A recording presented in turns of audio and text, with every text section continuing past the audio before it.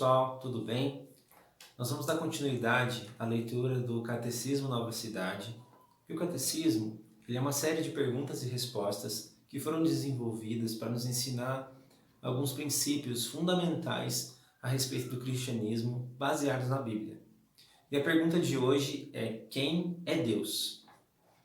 Deus é o Criador e sustentador de todos os seres humanos e de todas as coisas.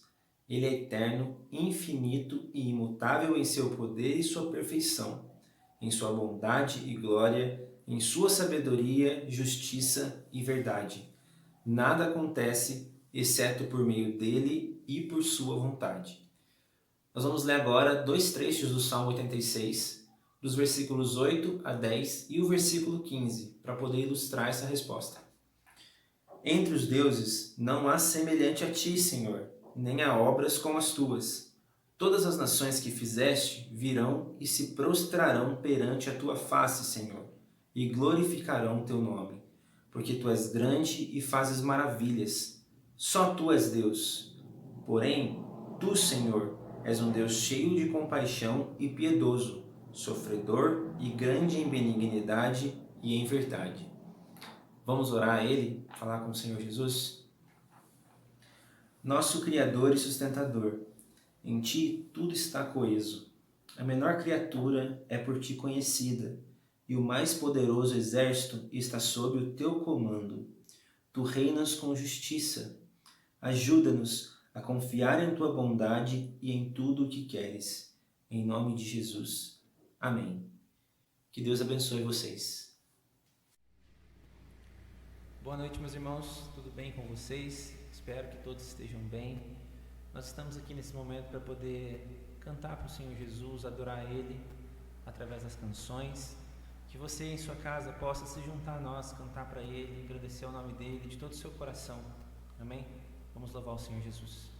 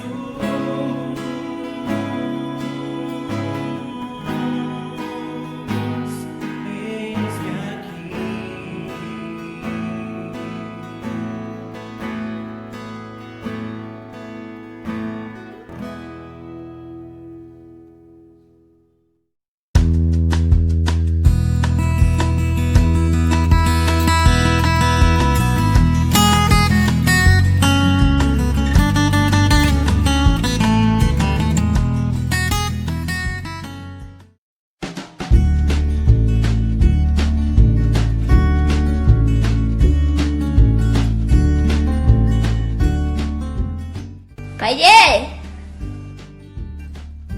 Fala.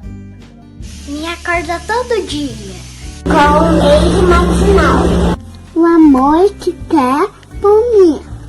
Homem nenhum tem igual. Amor é tudo teu. Amor em tempo integral. E você, papai, querido. Que dia quero estar no céu. Graças a Deus, dia abençoar.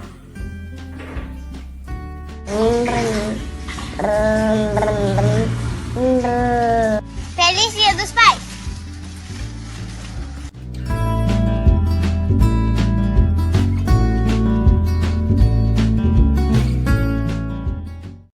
Oi pessoal, o meu nome é Samuel, mas podem me chamar de Samuca. A partir de hoje, todos os domingos aqui no culto online da Igreja do Redentor, eu vou aparecer para falar um pouquinho sobre a minha história. Mas antes de cada história, a gente vai fazer uma oração juntos e eu vou falar o versículo da semana, que será o versículo que a gente deve decorar durante a semana. Antes, vamos fazer a nossa oração. Fechem seus olhos. Senhor Jesus, obrigado por mais uma semana. Fale com a gente e no nosso coração nessa historinha de hoje. Em nome de Jesus, amém. E o versículo dessa semana é: o Senhor é o meu pastor e nada me faltará. Fique com a historinha. Um beijo! Meu bom pastor é Cristo, com ele andarei. Meu bom pastor é Cristo, com ele andarei. Nossa, como eu sou uma ovelha feliz! Olha como meu pasto é tão verdinho, a grama tão macia e gostosa, e eu tenho uma caminha tão quentinha para dormir. E olha aquele pasto do lado, cheio de pedras. A grama é queimada e laranja. Tem uma ovelhinha ali. Eu vou lá conversar com ela. Oi, qual o seu nome? Olá, eu não tenho um nome. Que estranho. Ela não tem um nome. Por que será que ela não tem um nome? Todo mundo tem um nome. Qual é o seu nome? O meu nome é Samuel, mas pode me chamar de Samuca. Mas como você conseguiu um nome? O meu pastor me deu meu nome. O seu pastor não te deu um nome? Eu não tenho um pastor. Como ele fez isso? Eu acho que ele ama muito a gente. Lá na minha fazenda, todas as ovelhas têm um nome. Ele cuida da gente. Ele faz carinho. E ele dá comida tão gostosa pra gente. Você parece tão feliz. Eu sou muito feliz. Quando meu pastor me pegou, eu estava machucado. E ele foi lá, me resgatou, me deu comida e cuidou das minhas feridas. E como você sabe disso tudo? Porque o meu pastor me ama. Ele sempre fala que me ama. E ele sempre cuida de mim e de todas as ovelhas que moram com a gente. Mas eu não entendo. Olha esse pasto. Não tem grama. Eu estou sempre com fome. E a nossa água também não é muito boa. Que triste você estar com fome. Eu sempre tenho alimento e comida. Sempre tenho água fresca. E o meu pastor, ele dá tudo o que a gente precisa. Então você quer dizer que você nunca tem que andar por meio de lugares assustadores?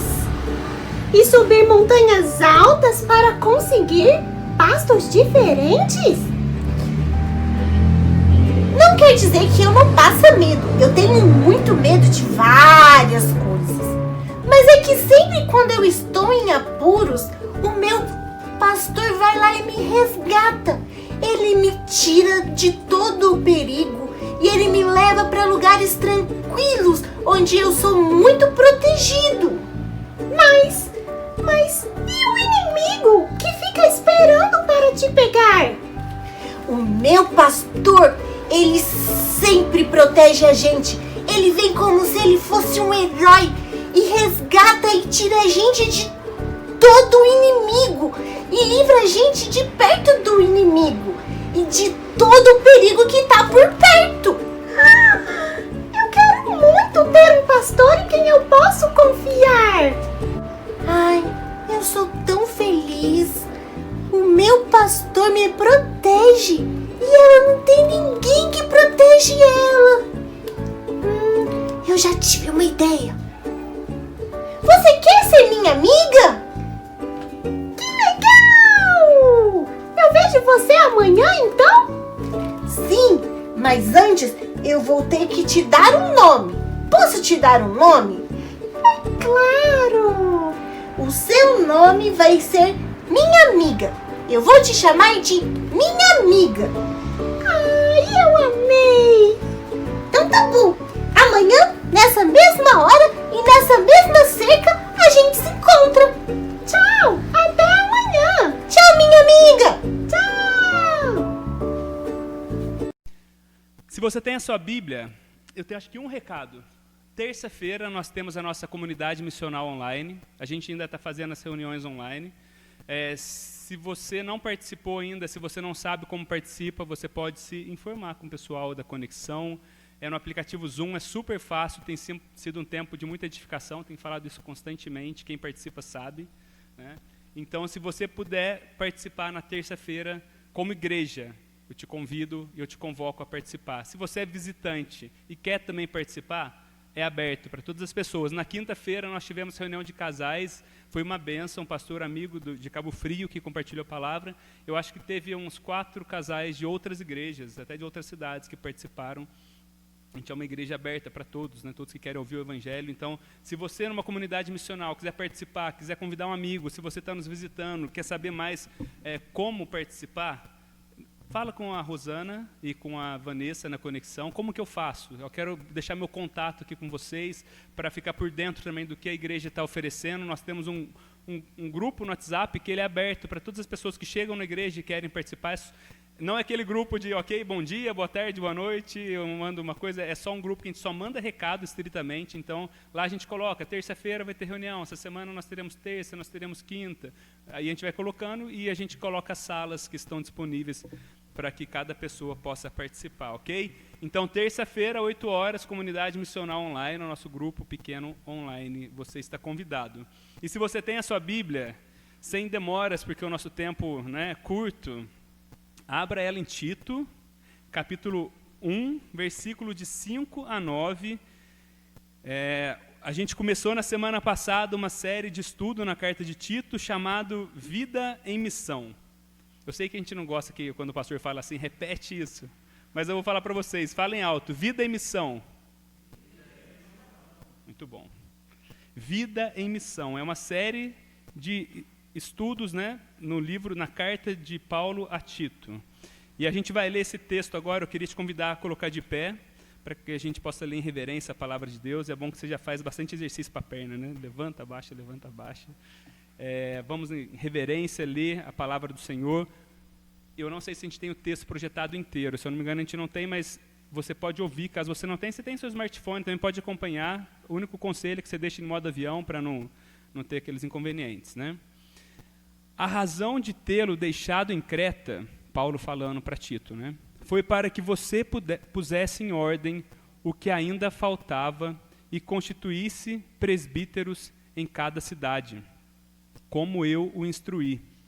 É preciso que o presbítero seja irrepreensível, marido de uma só mulher e tenha filhos crentes, que não sejam acusados de libertinagem ou de insubmissão.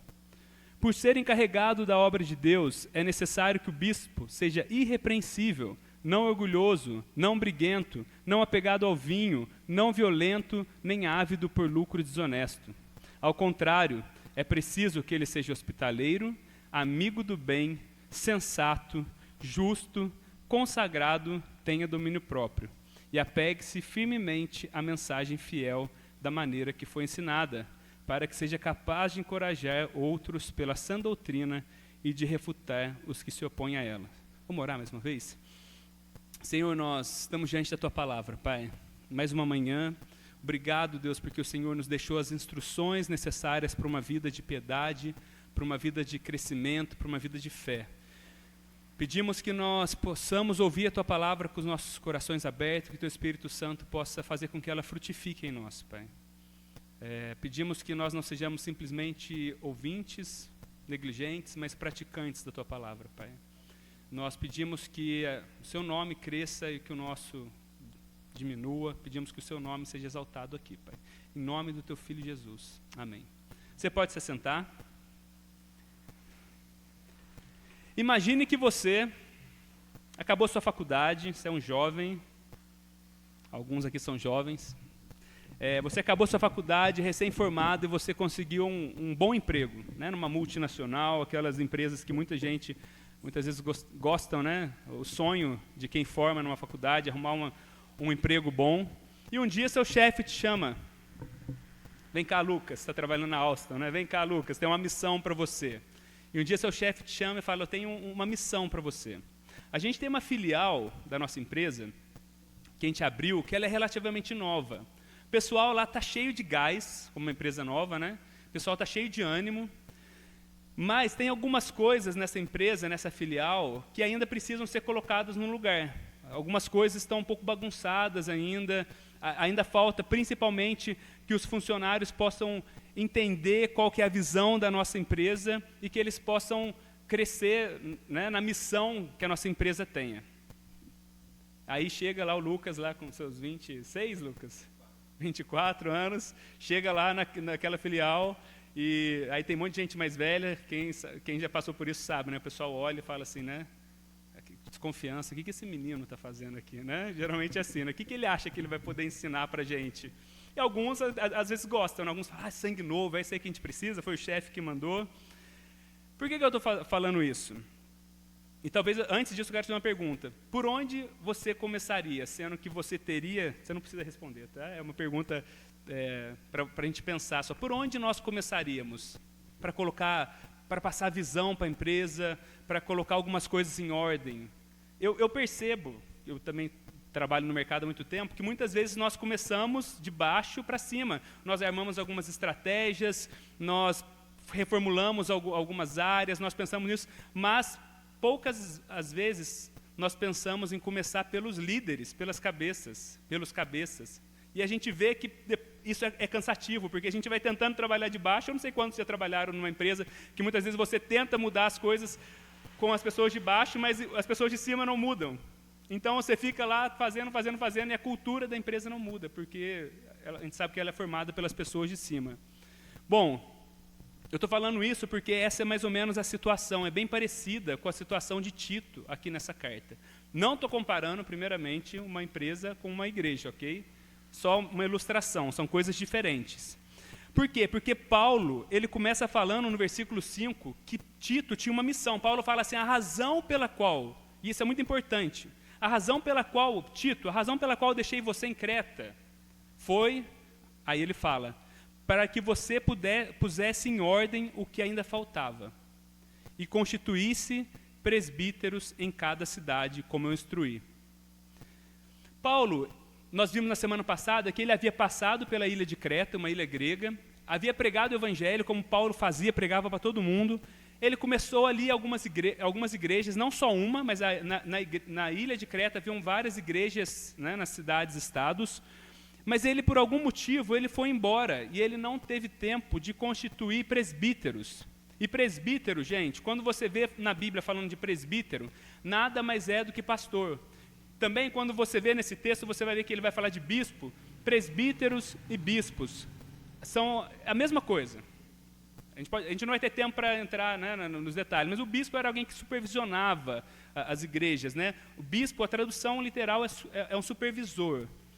Mas é a mesma função, é um pastor, né? Então ele não teve tempo para colocar esses presbíteros, esses homens, formar homens ali que fossem liderar a igreja. E possivelmente porque aquela igreja tinha pessoas novas na fé. E Paulo mesmo, ele instrui em outra carta para que Timóteo, se eu não me engano, fala: Timóteo, não coloquem neófitos, pessoas novas na fé, como líderes, para que eles não se ensorbebeçam e caiam como Satanás, caiam no orgulho, né? Então, Paulo, possivelmente, quando ele teve que sair e não havia tempo ainda para instituir líderes, e também Paulo fala para não colocar a mão precipitadamente sobre as pessoas, ou seja, isso é muitas vezes que a gente vê dentro das igrejas, muito errado, né? A pessoa chega com 2 meses, já é consagrado isso, consagrado aquilo, e tem coisas que só o tempo vai revelar. E talvez Paulo queria que passasse um tempo, 1 ano, 2 anos, aí depois, a partir de agora, já passou um tempo. Agora eu preciso que você constitua esses presbíteros na igreja, os homens que vão cuidar da igreja. E Paulo, ele vai dar algumas qualificações. E agora eu quero lançar uma segunda pergunta para você. Quais qualificações você considera que sejam essenciais para um bom pastor? Quais são qualificações que você considera que sejam essenciais para um bom pastor? Muitas vezes a gente pensa em alguém que tenha muita aptidão, né, com muitos talentos, alguém que pregue bem, que seja um ótimo comunicador, seja um cara dinâmico, né, um cara que faz, acontece, um pastorzão carismático, aquele cara que abraça todo mundo, né, toma café com todo mundo. Isso é importante também, mas a gente vai ver que não é o principal. Que ele tenha boas estratégias, talvez um cara bem-sucedido, e por aí vai. Mas a gente vai ver que não parece ser essas as qualidades que Paulo estava procurando, ou que ele estava preocupado que os líderes tivessem. Paulo, você vai ver nas qualificações, a gente vai ver que ele está mais interessado no tipo de pessoa do que exatamente nas habilidades. No Rio, a gente trabalhou muito tempo, eu trabalhei junto com o Jay, que era o pastor da Igreja do Redentor. O Jay, ele era o líder da Atos 29. A Atos 29 planta igreja ao redor do mundo inteiro. E aí o Jay falava o seguinte: o mais difícil para se plantar igreja não é pessoas com habilidade, são pessoas com caráter. Porque pessoas você acha. Agora o problema, e pessoas habilidosas, é fácil de achar, mas pessoas que vão seguir a Jesus com caráter piedoso, esse é o mais difícil. Então Paulo, sabendo dessa dificuldade, da dificuldade da escolha de presbítero, ele coloca uma série de qualificações que nós lemos. E eu vou dividir em 4. Não é minha essa divisão, uma vez eu ouvi um pastor pregando, eu achei que ficou muito, muito claro dessa forma. São 4 testes que Paulo fala: olha, para esse rapaz, porque ele tinha que procurar presbíteros, mas essa qualificação também você tem que ver na nossa liderança, na minha liderança como pastor e nas lideranças da nossa igreja. Então, Paulo coloca 4 testes para que esses homens tivessem que passar, ok? Para que eles pudessem ser colocados como presbíteros. O primeiro teste, vamos repetir os 4 primeiro. Teste da casa, fala comigo, teste da casa. Teste da praça, o teste da graça e o teste da palavra.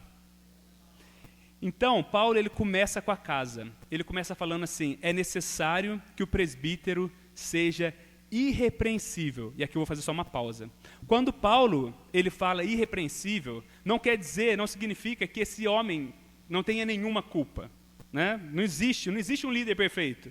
E muitas vezes nós, como líderes, às vezes tentamos passar uma imagem de perfeição que nós não somos, e a igreja muitas vezes tenta passar também, ou exigir dos líderes que eles sejam perfeitos. Gente, não existe líder perfeito. Mas o que significa isso é que o líder precisa ser alguém que tenha boa reputação, seja alguém contra a qual as pessoas não podem fazer acusação e principalmente provar aquela acusação.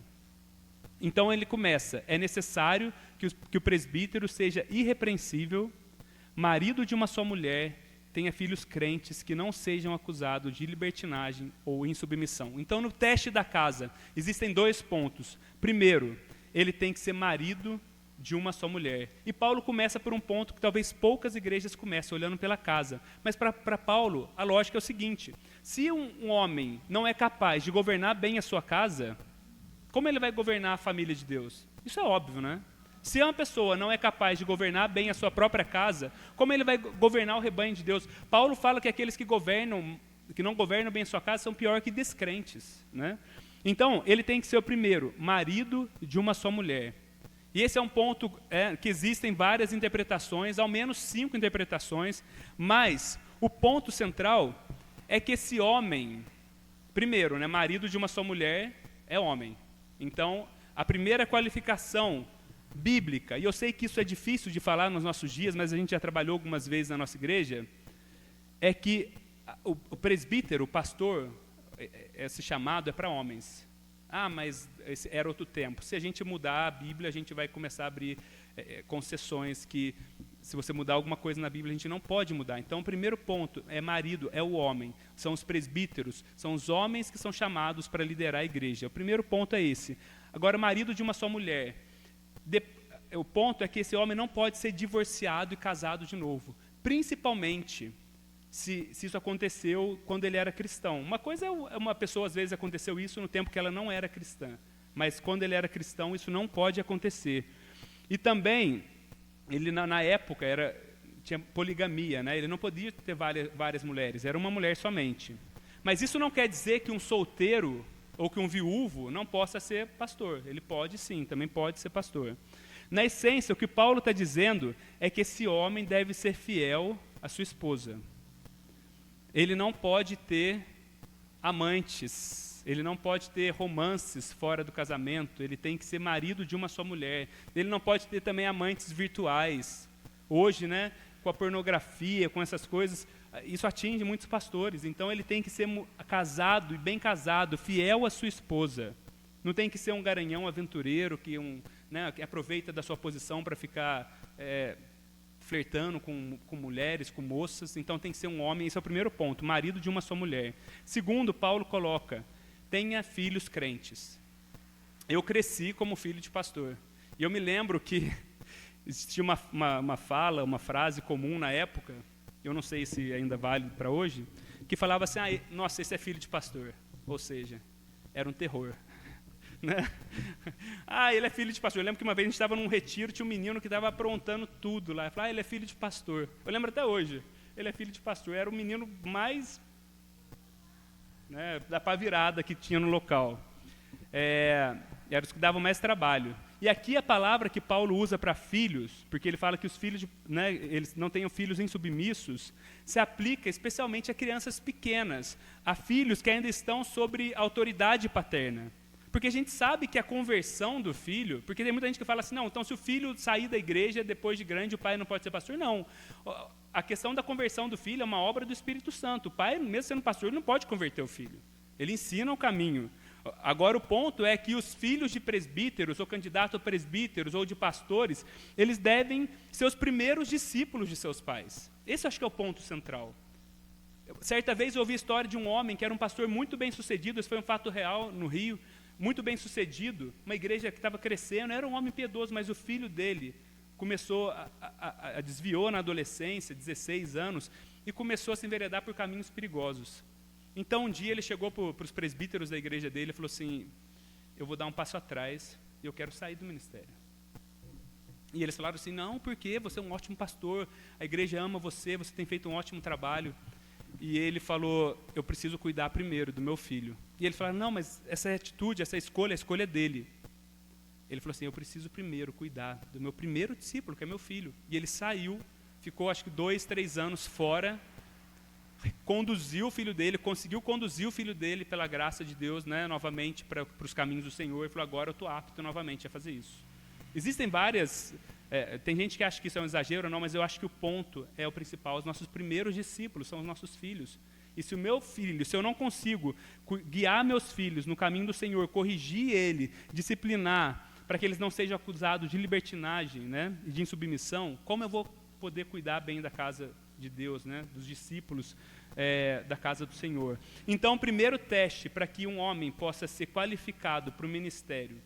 E, gente, entenda, não é só pastor. A nossa igreja vai ser formada por presbíteros futuramente, por homens, assim como tem a presbiteriana. Nós não seremos uma igreja episcopal, onde tem só um pastor e o pessoal... Não, vai ser um conjunto de presbíteros. Então, esses homens, o primeiro ponto, quando você for olhar é ver esse teste da casa. Como é a família desse homem, né? Como ele conduz seu casamento, como ele conduz os seus filhos. É o primeiro teste, é o mais importante. Mas Paulo, ele não para aí, e ele passa para o teste da praça, que a gente vai chamar. E ele fala assim: por ser encarregado da obra de Deus, é necessário que o bispo seja irrepreensível, está vendo essa palavra novamente, mas a gente já falou o que é, não orgulhoso, não briguento, não apegado ao vinho, não violento, nem ávido por lucro desonesto. Então, Paulo agora ele amplia, ele sai do âmbito da casa e ele começa a abrir, né? Como que esse homem ele é visto, como que esse pastor, como que esse futuro candidato a líder, como que ele é visto na igreja local? E por isso que eu acho muito importante que os pastores, que os líderes, que as pessoas vivam no meio das ovelhas. O pastor não pode ser alguém isolado, onde que ninguém conhece, só conhece de domingo, de púlpito, porque é fácil a gente manter, né, é fácil para mim vir aqui domingo, manter um discurso e ninguém conhece a minha vida, ninguém sabe, nenhuma ovelha conhece. Não pode, tem que manter essa distância. Jesus andou no meio dos seus discípulos. Então a gente tem que andar no meio para que as pessoas conheçam o nosso caráter, vejam as nossas falhas, vejam também o nosso crescimento, para ver também quem está crescendo, para que seja candidato a isso, a essa função no futuro. Mas também a gente não para somente dentro das quatro paredes. Como é a reputação desse homem fora na sociedade? Como ele é bem visto pelos homens de fora? Ele é um homem apreciado. Ele é um homem apreciado no seu trabalho. As pessoas olham para ele e vê retidão, honestidade, vê as características que nós vamos falar no seu bairro, na sua cidade. Afinal, gente, preste atenção. Nós, líderes da igreja, pastores, não somos pastores somente da igreja, mas nós somos pastores do nosso bairro, da nossa cidade. Nós somos pastores do local onde nós estamos inseridos. Certa vez, eu fui num restaurante com um amigo, há muito tempo atrás, e era um pastor. E a gente comeu, e depois no final eu fui pagar minha conta, eu conheci o caixa, e a gente trocando ideia, conversando, eu falei com ele, né, olha, vamos lá na nossa igreja um dia, né, ele já tinha participado de outra igreja comigo e tal, vamos lá na nossa igreja e tal. Ele falou, quem que é o pastor? Eu falei, aquele que está na mesa comigo. Ele falou, não, nunca vou na sua igreja, esse rapaz é um rapaz arrogante. Eu nunca vou lá. E, infelizmente, depois, poderia ser só um caso, mas depois isso se provou e realmente, assim, então o testemunho com os de fora, essa pessoa precisa também ter um bom testemunho. Não quer dizer que qualquer pessoa que levante qualquer objeção também é válido, né? Mas se várias pessoas olham e estão falando sobre algo falho no caráter desse homem, dentro da igreja e fora, então isso já é, muitas vezes, um impeditivo. E Paulo, ele coloca 5 características negativas que não devem permear a vida desse pastor. Primeiro, ele não pode ser orgulhoso. Orgulhoso quer dizer o mesmo que teimoso. Ele não pode ser uma pessoa teimosa, não pode ser uma pessoa arrogante. Ele precisa ser uma pessoa que aceita críticas e conselhos. Né? Afinal, a liderança, ela traz muito prestígio e poder. E uma das coisas mais perigosas é quando você pega uma liderança, um líder arrogante, né? Porque ele não consegue ouvir ninguém, ele deixa de ouvir a todos, e o estrago, muitas vezes, na igreja é terrível. O segundo, ele não pode ser briguento, o mesmo que irascível. A pessoa de pavio curto, né? Aquela pessoa explosiva, que qualquer coisa está, né? Porque na igreja também te trata com pessoas, como em qualquer lugar, mas na igreja também te trata com pessoas de temperamentos difíceis. A gente fala, né? A igreja é ferro com ferro, é uma grande família. Você não escolhe com quem você anda, você não vai escolher quem que vai sentar na igreja, quem vai relacionar com você. Então, a gente precisa, como pastores, como líderes, ser pessoas pacientes. Ser pessoas, né, que têm aquele ânimo longo, que não estouram por qualquer motivo. Terceiro que ele fala, não apegado ao vinho.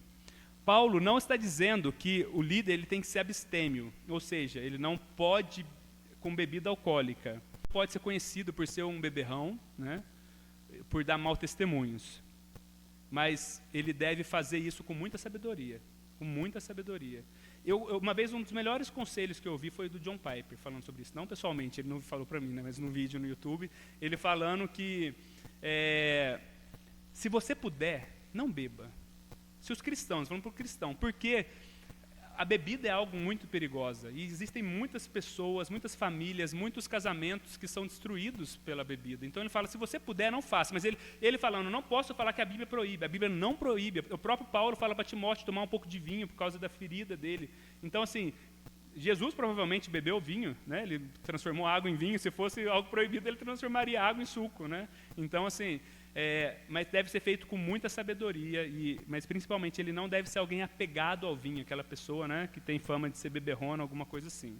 Agora, tomar um vinho com a esposa em casa, com um amigo, a Bíblia não proíbe isso, tá? Mas cada um faça isso com a sua consciência diante de Deus, observando isso. Agora, o líder, principalmente, né? Quarto, não violento. Paulo acrescenta em Timóteo que ele não deve ser violento, mas deve ser, sim, amável. Um líder cristão não deve ser alguém abusivo, grosseiro, violento em suas palavras e atitudes. O estilo de liderança de um líder cristão deve ser como o de Cristo, que molda a liderança pelo exemplo, e não pela força, pela imposição, né? Você tem que fazer isso porque eu sou seu líder, porque senão, né, vou te disciplinar, ou porque alguma coisa assim. Não, ele molda pelo próprio serviço, ele é um líder servo, como Jesus foi. E a última negativa, ele não deve ser ávido por lucros desonestos. Esse é um ponto, né? Num tempo onde a gente tem muitos líderes religiosos abusando da fé de pessoas para obter ganho pessoal, é de extrema importância que a gente tenha muito cuidado nesse assunto. O pastor não deve fazer o ministério em vista de dinheiro, simplesmente em vista de dinheiro. Mas Paulo também fala que o pastor ele é digno de dupla honra. Ali Paulo está falando de receber bem, de receber de uma forma que ele possa viver bem também. Porque muitas vezes a gente tem outro extremo também, né? Onde o pastor, o missionário, o cara tem que viver na miséria. Não, ele tem que ter um salário digno, justo, sim, mas ele não deve fazer o ministério pelo dinheiro, ok? E ele deve ser conhecido também, caso sejam presbíteros, pessoas que vão ser levadas ao ministério, na sua forma de fazer negócio fora da igreja também. É uma pessoa honesta, é uma pessoa de palavra, é uma pessoa que se tem funcionário, um empregado em casa, poxa, às vezes o cara tem condição de pagar 2.000 para a pessoa, está lá pagando R$500, isso desonra a Deus. Ele tem que ser alguém, né, generoso, ele deve ser alguém justo na sua parte financeira também, não deve ser alguém buscando simplesmente lucros desonestos. Terceiro teste. Então a gente passou o primeiro teste, o teste da casa, o teste da praça, e o terceiro é o teste da graça. Paulo, ele não dá somente as negativas, não é somente o que ele não faz, mas deve ser alguém também que faz algumas coisas, né?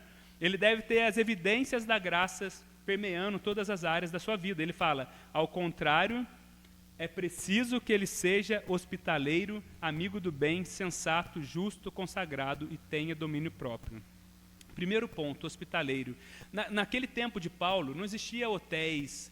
Quando as pessoas viajavam, eram poucas hotelarias, então era necessário, Paulo está falando, que os líderes recebam bem os líderes de outras igrejas, os irmãos de outras cidades que estão passando pela cidade. Hoje já não é mais assim, né? Mas a essência é que nós temos que ser pessoas abertas para receber outras pessoas. E, gente, essa talvez seja uma das marcas que eu mais desejo ver na nossa igreja. Uma igreja com líderes hospitaleiros, porque os nossos líderes vão moldar o estilo da nossa igreja. Porque se você pensar, como que foi Cristo? Cristo, ele foi aberto para fariseus, para saduceus, para zelotes, para pessoas samaritanas. O estilo de vida, de liderança de Jesus era aberto. Ele era hospitaleiro nesse sentido. E nós queremos líderes na nossa igreja que sejam líderes missionais, que encarnam o evangelho e que consigam se relacionar com pessoas que pensam diferente que eles. Sejam pessoas que não têm a mesma fé, ou seja, pessoas que são de outra igreja, de uma outra linha teológica, que a gente consiga sentar e receber bem essas pessoas. Pessoas que levam pessoas para dentro de casa, que se envolvem na vida das pessoas, pessoas que estão abertas para relacionamentos, porque nós queremos ser uma igreja para todos. Se nós não tivermos líderes com essa marca, nós não seremos uma igreja para todos. Então é muito importante hospitalidade. Pense em hospitalidade mais do que abrir a sua casa, mas uma vida aberta para o diferente, para aquele que não pensa igual. Em tempos onde a gente está tão polarizado, né, eu só falo com gente que pensa igual eu, ele é X, eu sou X, ele é Y, eu sou Y, a gente precisa fazer diferente, né, principalmente os líderes da nossa igreja. Outro ponto, amigo do bem. deve ser alguém conhecido pela prática de boas obras e está envolvido em causas nobres. Alguém que ama o que é bom. Tem que ser alguém sensato. O que é sensatez? É ter sabedoria para encarar as dificuldades desse mundo mau. É alguém que tem discernimento, sobriedade. É aquela pessoa que quando tudo sai do lugar, quando as coisas, bagunçam, aquela pessoa ela tem a sensatez, ela não se desespera e sai, ó céus, ó terra, batendo cabeça, ela tem a sensatez como líder para olhar e falar assim, calma, vamos orar. Ele tem discernimento, ele consegue perceber as situações. É uma pessoa sensata. O outro, quarto ponto que Paulo coloca é justo. Alguém que é justo no tratamento das pessoas. Ele não trata pessoas com parcialidade. Tem uma situação dentro da igreja, mas eu sou mais amigo do Hudson, então nessa situação eu vou ouvir só o lado do Hudson e o outro. Não, ele ouve bem os dois lados, ele consegue ser parcial nos seus relacionamentos. Esse homem também tem que ser justo nesse sentido. O quinto ponto, consagrado, é aquela pessoa que transborda. Sabe aquela pessoa que você olha e fala, nossa, essa pessoa transborda uma vida de piedade. Essa pessoa transborda. Você vê no exterior da pessoa algo que está acontecendo dentro. É alguém que está sendo transformado dia a dia pela graça de Deus. É aquela pessoa devota a Deus e a sua palavra. É uma pessoa também consagrada. E o último ponto que Paulo coloca, domínio próprio. Assim como Paulo fecha os frutos do Espírito, com o domínio próprio, é o último fruto do Espírito, Paulo aqui fecha essa lista positiva com o fruto do Espírito. E a palavra que Paulo usa para o fruto do Espírito é a mesma que ele usa em Coríntios, quando ele fala que o atleta, que ele se domina para alcançar o alvo. O líder, alguém que almeja ser um líder, um presbítero, um pastor, ele deve ser alguém que é conhecido por controlar os seus desejos. Não é alguém conhecido por simplesmente dar vazão e viver, vamos viver a vida, eu vou fazer tudo o que eu quero. É alguém que se disciplina em busca do bem do próximo e da glória de Deus. Então esse é um ponto muito importante também. E o último teste é o teste da palavra. Talvez muitos de nós colocariam em primeiro lugar. O que tem um pastor? O que ele tem? Primeiro ponto, ele tem que pregar bem. Paulo, ele vai lá, ele começa lá por trás e ele chega agora no ponto que é tão importante quanto os outros, muito importante. E ele fala assim, teste da palavra. Ele apegue-se firmemente à mensagem fiel, da maneira como foi ensinada, para que seja capaz de encorajar outros pela sã doutrina e refutar os que se opõem a ela. Os presbíteros, os candidatos a presbíteros, os pastores, deve ser alguém que se apega firmemente à palavra fiel. E você pode perceber que a orientação de Paulo tem menos a ver com a habilidade de ensinar e tem mais a ver com a paixão pela verdade. Apegados à palavra fiel. Quantas vezes, eu tenho certeza que você conhece, muitos homens habilidosos que pregam muito bem, que têm boa oratória, que têm um conhecimento vasto. Mas aí, essa pessoa, ela começa a passar da mensagem fiel, ela começa a colocar algumas coisas diferentes na mensagem, as pessoas gostam, As pessoas gostam. Eu coloco um negócio aqui, eu saio um pouco do evangelho, eu acrescento, aí as pessoas, nossa, ele é muito bom. E aí essa pessoa passou do evangelho. E aí aquilo infla o ego da pessoa, a pessoa gosta e ela vai cada vez se distanciando mais do evangelho. O que Paulo está falando, não interessa se ele é a pessoa mais habilidosa, o próprio Paulo fala que ele não tinha eloquência, no seu falar. Gente, talvez uma má notícia que eu vou dar para vocês aqui, que frequentam o Redentor, é que possivelmente, eu espero, você não vai ver a gente pregando algo muito diferente algum dia. Porque nós somos chamados a pregar a mensagem fiel da maneira como ela foi ensinada. E infelizmente, ou felizmente, isso não dá ibope. O que dá ibope? O que deixa a pessoa famosa na internet? É falar algo diferente. Se um domingo eu chegar aqui e falar assim, olha gente, hoje eu tive uma revelação, vou falar algo diferente para vocês. Me tira daqui, Fala, eu acho que você não está mais apto, ok? O que a gente tem que fazer é o que Lutero falou, martelar o evangelho diariamente na nossa cabeça. Gente, o evangelho é como um tesouro enorme. O que a gente tem que fazer é aprofundar cada vez mais no evangelho e trazer as aplicações dele para as áreas da nossa vida.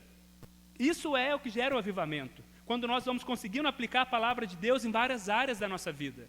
Não é quando nós começamos a inventar, agora a onda é essa, agora a onda é dente de ouro, agora a onda é isso, agora a onda é cair para trás, agora... A palavra. ela deve ser pregada fielmente. Agora a onda é colocar um pouquinho de alguma coisa diferente. Não. E Paulo, ele está falando que os presbíteros, eles devem ser apegados à mensagem fiel por 2 motivos, por 2 razões. Primeira, para encorajar as pessoas por meio da sã doutrina. Ele deve conseguir, através da mensagem, encorajar a igreja, através da sã doutrina, mas também para refutar as que se opõem a ela. João Calvino, ele disse, eu acho que a gente tem essa frase, né? É muito interessante, ele fala assim, o líder cristão, ele deve ter 2 vozes. Uma para rebanhar as ovelhas e a outra para afugentar, assustar os lobos e os ladrões. Porque os lobos e os ladrões sempre tiveram presente no meio da igreja. E não é diferente, vão estar presentes no nosso meio. E o presbítero é aquele cara que quando chega alguém que está começando a ensinar alguma coisa diferente, acrescentando alguma coisa ao evangelho, olha, para você ir para o céu, você tem que fazer isso, você tem que acreditar no evangelho, mais isso. Não, isso não é evangelho, você passou do evangelho. Ou, é graça, eu posso viver do jeito que eu quero, isso também não é evangelho. E aí o líder fiel, o que se mantém fiel, o presbítero, ele conhece tão bem a palavra, porque tem coisas, gente, que são sutis, muitos ensinamentos que são sutis, que parecem evangelho, tem cara de evangelho, mas não é evangelho. Tem uma autoajuda ali no meio, tem um coach ali no meio, e você olha e fala assim, mas peraí, cadê o poder do evangelho? Cadê a beleza do evangelho? E esses homens, eles têm que cheirar e falar assim, peraí, isso tem cheiro de evangelho, mas não é evangelho, vamos refutar isso. Vamos refutar esses ensinamentos, porque isso vai minar, né, a força da igreja, que é a palavra do evangelho, o poder do evangelho. E os líderes, então, eles têm que fazer esse trabalho de refutação, né, dos que chegam no meio como ovelhas, mas são lobos, mas ele também tem que ter a palavra para encorajar, para corrigir, para trazer ânimo ao seu rebanho. Todos nós gostamos, né, quando um pastor dá um ânimo, dá uma palavra, um líder dá uma palavra de ânimo. Mas agora o ponto é que nós não gostamos e ninguém gosta quando nós somos corrigidos, né? Quando nós somos exortados, quando nós somos repreendidos. Geralmente, quando isso acontece, um líder vem, te repreende, fala, irmão, cuidado, o que a gente pensa? É normal, gente. Quem é essa pessoa para pensar que pode falar assim comigo? Quem é você? Quem te deu o direito de falar assim comigo? Gente, nós vivemos numa cultura que desconfia de toda forma de liderança. Então, muitas vezes, quando um líder chega para te corrigir, quando eu como pastor, ou quando qualquer outro líder da igreja chegar para te corrigir, para te exortar, saiba que é para o seu crescimento. E saiba que não é fácil para nós fazermos isso. Mas como Tim Chester fala, o líder amoroso colocará o destino eterno de seus liderados acima do conforto terreno e desafiará e repreenderá a pessoa que porventura estiver indo nessa direção. O que ele está falando? Apesar de para nós líderes ser muito mais fácil quando ele falar assim, deixa quieto, eu não vou, poxa, se eu falar isso, pode ser que ele pegue mal, então é melhor ficar aqui. Mas nós vamos prestar contas para Deus um dia, e nós estamos preocupados, como ele fala aqui, com o destino eterno das pessoas da nossa igreja. Então, com isso, a gente chega à conclusão. Talvez você pense, né? O que essa palavra tem a ver comigo? Poxa, eu vim para a igreja hoje, queria ouvir uma palavra de ânimo, uma palavra de... Irmãos, preste atenção. Se você pensou assim, você não está entendendo a importância da igreja na sua vida. Você não está entendendo que se você não tiver líderes saudáveis, se a igreja não tiver líderes saudáveis de acordo com a palavra, você não vai ter uma igreja saudável. Se as igrejas que não zelam por essa liderança, por esse estilo de liderança, são igrejas que vão se desconectar da missão, que vão dar mau testemunho e que provavelmente as pessoas não vão crescer. A igreja precisa ter um lugar central na sua vida. Você precisa, como membro, estar tão preocupado com a liderança da sua igreja, talvez até mais que quem é líder, talvez não, até mais com quem é líder na sua empresa. Como cristão, a gente sabe que a igreja é a nossa família. Então você tem sim, isso é palavra, tem tudo a ver com você, porque bons líderes vão te nutrir, bons líderes vão te levar ao crescimento. Bons líderes, centrados na palavra, que tem a palavra acima de tudo, vão te levar à missão também. Quais são 3 aplicações?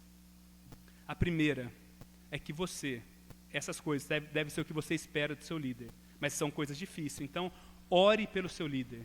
Ore pela liderança da sua igreja, ore pela liderança da Igreja do Redentor hoje e pelos líderes que vão se levantar no futuro. E talvez esse seja o segundo ponto, ore pelos líderes que ainda vão se levantar na nossa igreja. E também coloque-se, Senhor, eu quero me colocar à disposição para ser um presbítero, que se for da tua vontade, eu quero crescer, eu quero buscar viver dessa forma. Gente, no final das contas, isso não é somente um teste para quem quer ser um presbítero. No final das contas, isso é uma forma que todo cristão deveria viver. Mas para o presbítero é essencial, é necessário, Paulo fala. Ele não fala, pode ser que ele viva assim, é necessário.